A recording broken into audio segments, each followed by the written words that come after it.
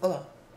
Ok, nesse vídeo eu gostaria de fazer uma coisa divertida. Eu gostaria de calcular a integral de 0 até x de exponencial de t dt, utilizando apenas a definição de integral definida e os seguintes fatos sobre a função exponencial.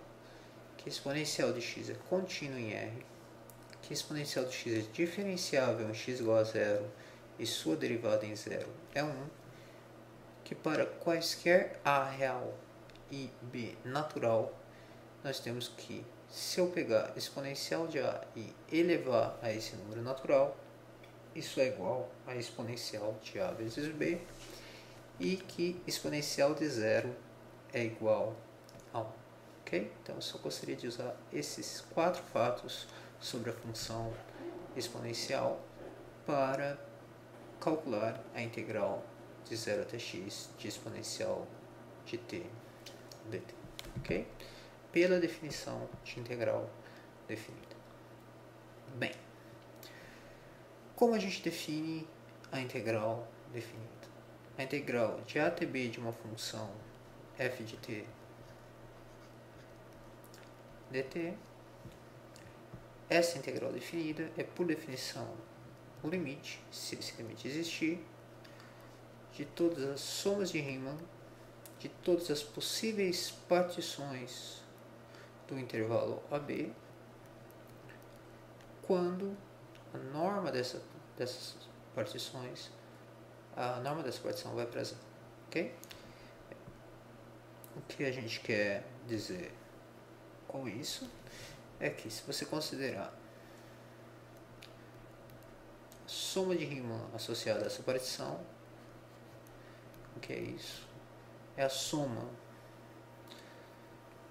sobre todos os intervalos dessa partição de f calculada em ci delta i de t, delta it, onde, se p for a partição do intervalo AB definida pelos pontos ti,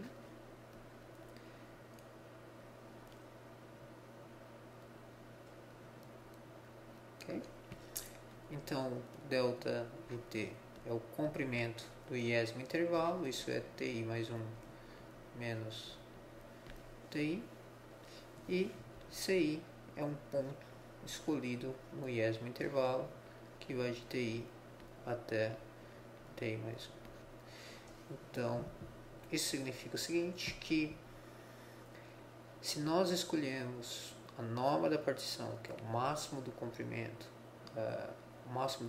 dos intervalos dessa partição, bem pequeno, se escolhemos uma partição, uma norma bem pequena, fazendo uma escolha arbitrária do CI dentro dos respectivos intervalos dessa partição, então essa soma de Riemann fica muito próxima desse número.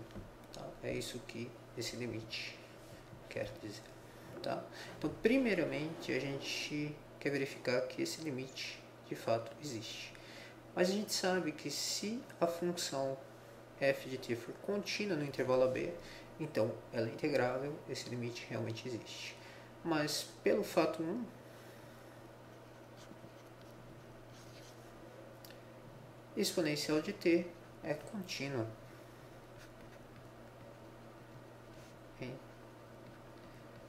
0x. De fato, ela é contínua em toda a reta real. Portanto, exponencial de t é integrável em 0x. Então, esse limite de fato existe e converge para a integral definida de t no intervalo de 0 até x. Ok? Agora nós vamos efetivamente calcular essa integral. Ok? Então, para calcular a integral pela definição, já que nós já sabemos que esse limite existe, basta achar uma sequência conveniente de partições, tal que a norma delas saindo para zero, quando n vai para mais infinito, e se a gente fizer uma escolha arbitrária dessa partição, satisfazendo essa condição, a norma está indo para zero, então isso vai ser o limite, quando n vai para infinito, das somas de Riemann dessas partições, ok? Fazendo uma escolha arbitrária dos elementos CI no iésimo elemento dessa partição, ok? Então, isso é uma sequência de números que a gente viu, né? Então isso é um limite usual de sequência de números reais, ok? Como a gente viu no início do curso de cálculo. Pois bem, então eu vou escolher essa partição de maneira conveniente. Quem vai ser a minha partição Pn? Eu vou simplesmente pegar um intervalo de 0 até x e dividi-lo em n intervalos iguais de tamanho x sobre n. Então, delta e t vai ser constante, não depende de i, vai ser sempre igual a x sobre n. Então, no intervalo de ti até ti menos 1, eu vou escolher um ci, e o meu ci vai ser igual ao extremo à esquerda desse intervalo. Vai ser o ci, vai ser esse ponto aqui, tá certo? Nesse intervalo, no iésimo intervalo, eu vou escolher o extremo esquerdo como o ci. Quem é ti? Bem, é difícil ver que ti é simplesmente i vezes x sobre i. Ok?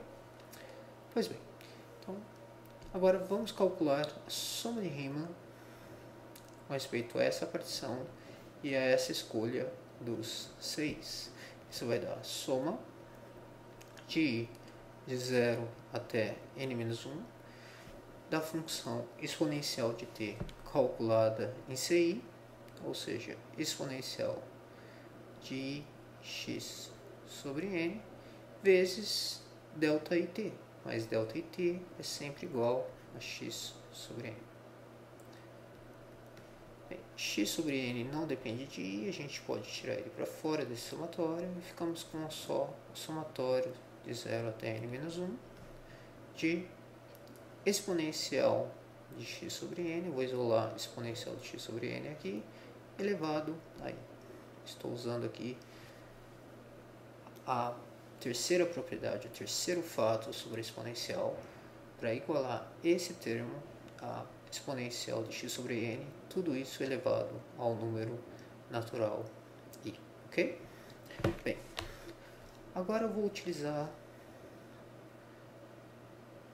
para me livrar desse somatório, eu vou usar um fato que você aprendeu no colégio, que é o seguinte: se eu tiver um número real, θ, e eu pegar a soma das potências de θ até a potência n-1, uma soma, uma série geométrica com fator θ, isso é igual a 1 menos θ elevado a n sobre 1 menos θ. Não importa quem seja θ, exceto, claro, 1. Tá? Ok? Muito bem. Então, isso aqui vai ser igual a x sobre n, soma de, usando esse fato, né? Tomando θ igual a exponencial de x sobre n, isso vai ser igual a 1 menos exponencial de x sobre n elevado a n sobre 1 menos exponencial de x sobre n. Ok? Mas isso aqui é igual a x sobre n sobre 1 menos exponencial de x sobre n vezes 1 menos exponencial de x sobre n elevado a n, de novo pelo terceiro fato, sobre a função exponencial é exponencial de x. Ok? Muito bem.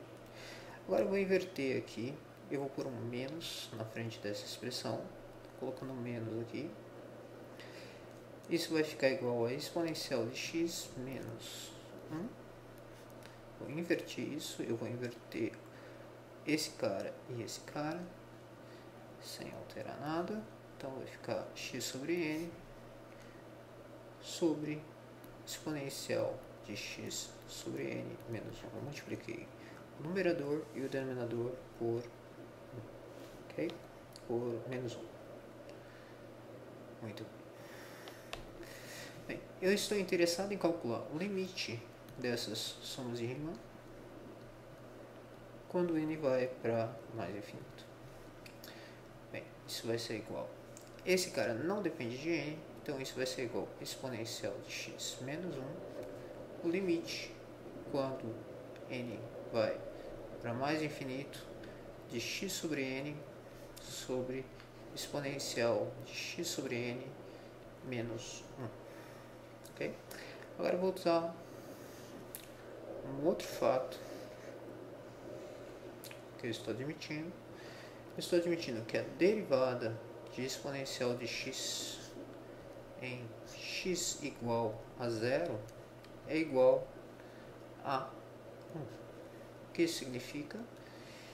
Isso significa que o limite, quando h vai a 0, de exponencial de h menos exponencial de 0 sobre h, lembre que pelo último fato exponencial de 0 é 1, esse limite é 1. Okay? Então a gente tem que exponencial de h menos 1 sobre h, quando h vai para 0, converte. Pronto. Então fazendo essa mudança de variáveis aqui, vou chamar esse cara de h. Chamando esse cara de h, a gente fica com o seguinte limite.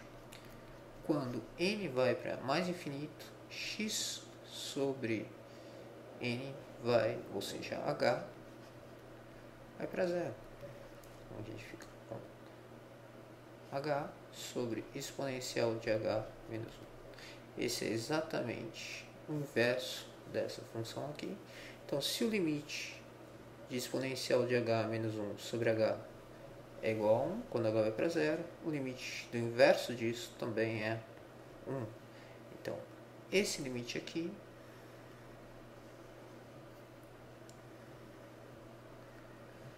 também dá 1.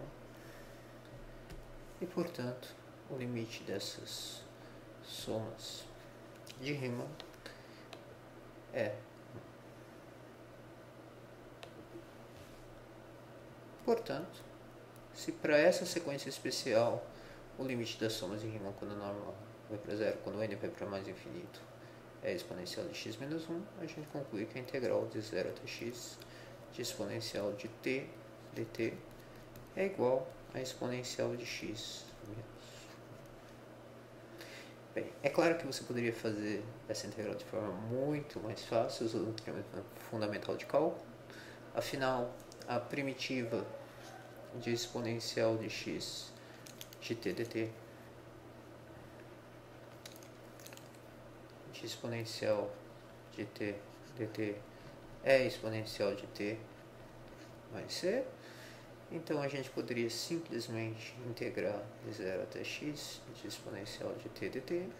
Vai ser simplesmente exponencial de t, com t variando de 0 até x, que é exponencial de t menos 1. Mas você tem que admitir que fazer essa integral pela definição é muito divertido. É isso aí.